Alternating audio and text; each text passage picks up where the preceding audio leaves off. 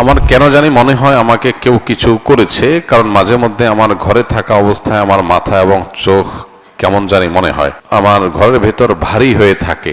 এতে আমার করণীয় কি জানতে পারি? বাচ্চারাও অনেক কান্নাকাটি করে। দেখুন, বর্তমানে কোরআন তেলাওয়াত ঘর বাড়ি থেকে, বাসা বাড়ি থেকে উঠে গেছে। সকাল সন্ধ্যার আমল উঠে গেছে। মিউজিক আমরা চাইলেও ইচ্ছাকৃত অনেকে শুনে, আর অনেকে ইচ্ছাকৃত শুনে না, ইচ্ছা ছাড়া শুনে। মোবাইল ফোনের রিংটোনে শুনে, রাস্তাঘাটে শুনে। এগুলো শুনতে শুনতে হারাম করতে করতে করতে করতে মানুষের স্পিরিচুয়াল পাওয়ার কমে যায়, আধ্যাত্মিক শক্তি, রুহানি শক্তি কমে যায়। এর ফলশ্রুতিতে শয়তানের উপদ্রব, জিন্নাতের উপদ্রব, এগুলো অনেক বেশি বেড়ে যায়। তখন মানুষ নিজেকে আর সঠিক পথে আনতে পারে না, অসুস্থ থাকে। তো এই সমস্যাগুলো এখন ঘরে ঘরে।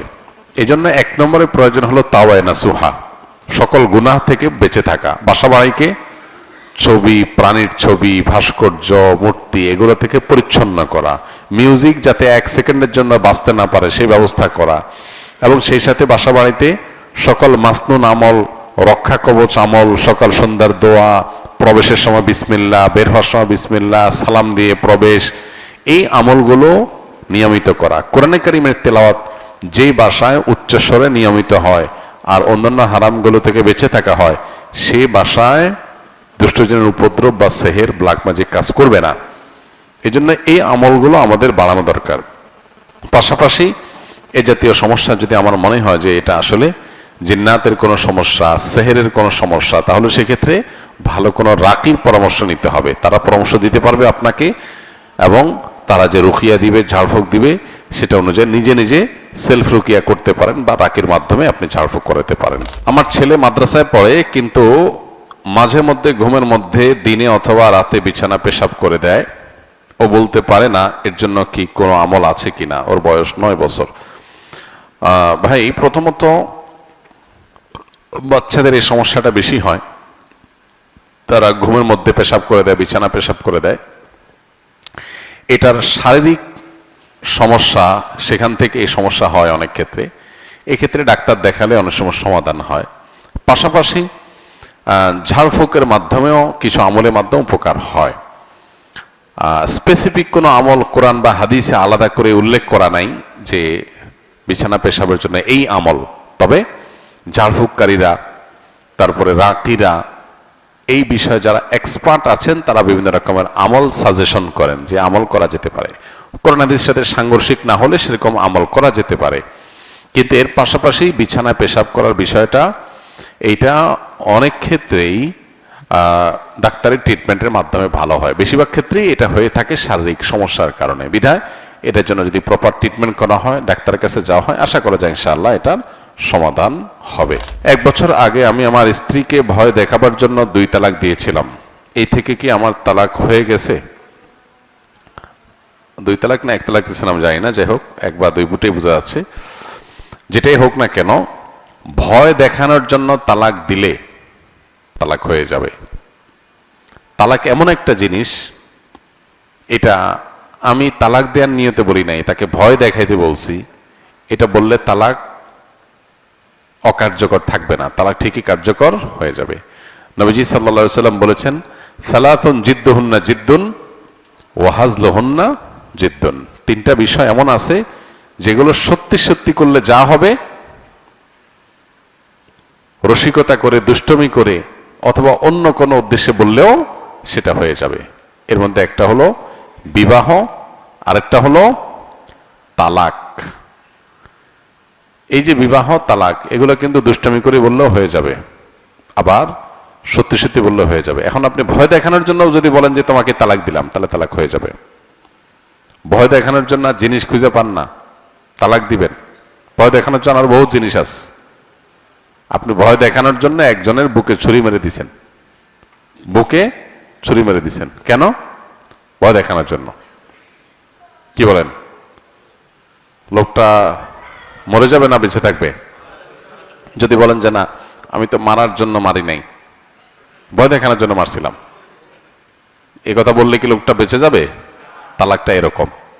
অনেকে তালাক সম্পর্কে জানেন না। এই জন্য আমি অনুরোধ করি, যারা বিয়ে শাদী করেন নাই, বিয়ের আগে তালাক সম্পর্কে ভালো করে জেনে নেন। তালাক সম্পর্কে যদি না জানেন, কখন কি সর্বনাশ করে ফেলবেন নিজেরটা নিজে টের পাবেন না। এবার আমাদের সতর্ক থাকতে হবে। আল্লাহ আমাদের বোঝার তৌফিক দান করুন।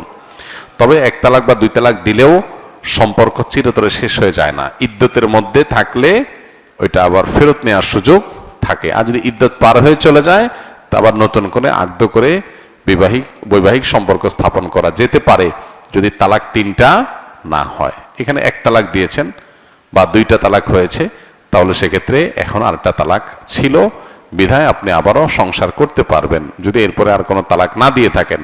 আর যদি ডেইলি আপনি ভয় দেখানোর জন্য তালাক দেন, তাহলে তো বহুত আগে শেষ হয়ে গেছে সম্পর্ক।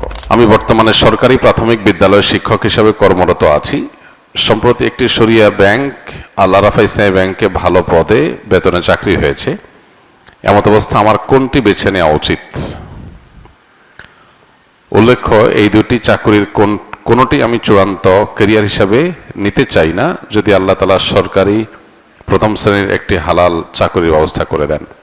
ভাই আমার, আপনার ভবিষ্যৎ পরিকল্পনা যেটাই থাকুক না কেন, আমি বলতে চাই ব্যাংকের চাকরির বিপরীতে যদি শিক্ষকতার চাকরি পাওয়া যায়, সন্দেহাতীতভাবে শিক্ষকতার চাকরিকে ব্যাংকের চাকরির পরে প্রায়োরিটি দেওয়া উচিত, অগ্রাধিকার দেওয়া উচিত।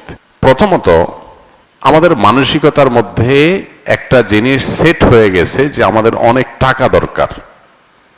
এই জিনিসটা আমাদের সবার মানসিকতার মধ্যে সেট হয়ে গেছে। ভোগবাদী পৃথিবীটাকে এমনভাবে সাজিয়েছে যে এখানে সবাই টাকা পয়সা কামাই করতে পারলে নিজেকে মনে করি আমি সাকসেস, আমি সফল।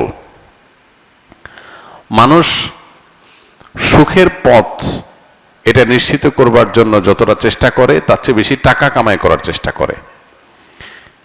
অনেক কাজ আছে যে কাজে টাকা নাই কিন্তু সুখ আছে। এখন এই পৃথিবীতে অবশ্য আমরা চিন্তাও করতে পারি না টাকা না থাকলে আবার সুখ থাকে কেমনে, টাকা ছাড়া আবার সুখ হয় কিভাবে, আমরা চিন্তাই করতে পারি না। এখানে চলে আসে নবী সাল্লাল্লাহু আলাইহি ওয়াসাল্লামের সেই হাদিস, যেখানে তিনি বলেছেন, লাইসাল গিনা বিকাসরাতিল আরদ ওয়ালাকিন্নাল গিনা গিনান নাফস। অনেক সম্পদ এটার মালিক হয়ে যাওয়া, এটা মূলত ধনী হওয়া নয়। আসল ধনী হওয়া হলো মানসিকভাবে ধনী হওয়া। কোনো মানুষ যদি অল্প পেয়ে সে যদি বলে আলহামদুলিল্লাহ, আমারটা যা পাইছি এটা নিয়ে আমি অনেক সুখী, আমার আর চাহিদা নাই, আল্লাহর কাছে আমার তৃপ্তি আছে, আমি আল্লাহকে শুকরিয়া জানাই, আমার আর দরকার নেই, এই লোকটা ধনী। কারণ তার আর অভাব নাই, তার অন্তরে কোনো সংকীর্ণতা নাই, সে ধনী। আরেকজনের অনেক আছে কিন্তু এরপরও তার যদি আরো চাহিদা থাকে, তাহলে সে ধনী না, সে মূলত গরিব, কারণ অভাব আছে। তো এই জন্য কিছু কিছু কাজ আছে যে কাজে টাকা নাই কিন্তু প্রচন্ড তৃপ্তি আছে।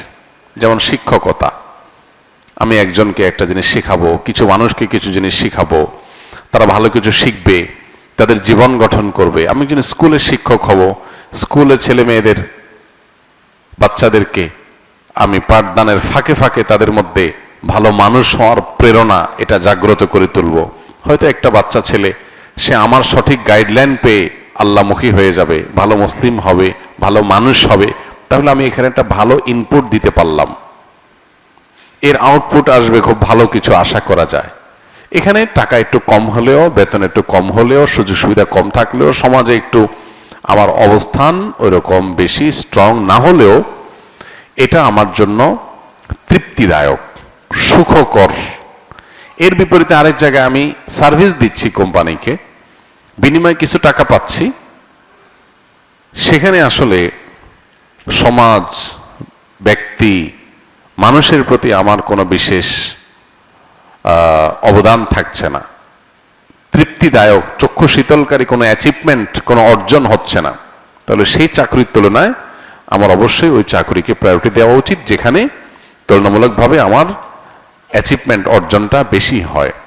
ক্যারিয়ার সাজাতে গিয়ে আমাদের এইভাবে যদি ভাবি, তাহলে আমরা সুখী হব তুলনামূলকভাবে অনেক বেশি।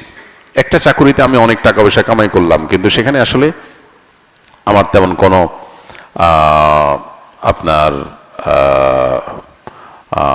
তৃপ্তিদায়ক কোনো অর্জন থাকলো না, যেটা দিয়ে আমার আসলে চক্ষু শীতল হতে পারে, মন প্রশান্ত হতে পারে, সেরকম কোনো অর্জন হলো না। টাকা অনেক হলো, তো মনের শান্তিটা আল্লাহ তাআলা এটা দিয়ে দিবেন না। শরীরের শান্তি এটা হয়তো টাকা দিয়ে কিছুটা হতে পারে, কিন্তু মনের শান্তি, আসল শান্তি, সেটা আল্লাহ তাআলা দিবেন না। এই জন্য শিক্ষকতার পেশাকে অবশ্যই প্রায়োরিটি দেওয়া উচিত। তাছাড়া ইসলামী ব্যাংকগুলোতে ইসলামী ব্যাংকিং পরিপূর্ণভাবে হয় কিনা, কতখানি হয়, সেটা নিয়ে যথেষ্ট বিতর্ক আছে, ধোঁয়াশা আছে এবং বড় ধরনের প্রশ্ন করার সুযোগ আছে। তো আমি সন্দেহের ঊর্ধ্বে ওঠার সুযোগ যদি থাকে, তাহলে সন্দেহের মধ্যে কেন ঢুকতে যাব একটু বেশি টাকার জন্য? একজন ইমানদার টাকার পরিমাণ না দেখে তিনি তার তাকওয়ার জন্য কোনটা বেশি অনুকূল সেটাকে দেখবেন, সেই চেষ্টা করবেন। অতএব আশা করি যে আপনি এখান থেকে আপনার করণীয় বা আপনার কি করা উচিত সে সম্পর্কে একটা ধারণা পেয়ে গেছেন।